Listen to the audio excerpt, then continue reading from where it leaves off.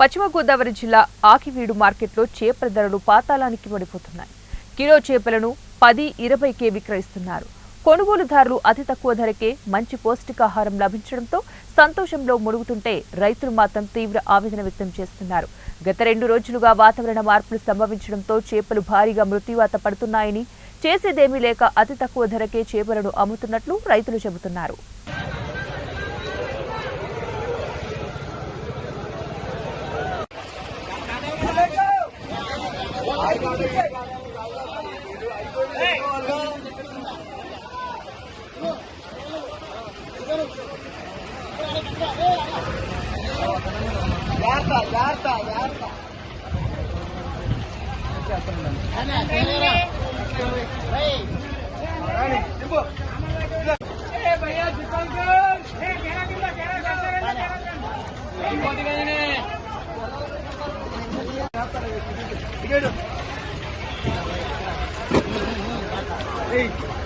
అది చాలా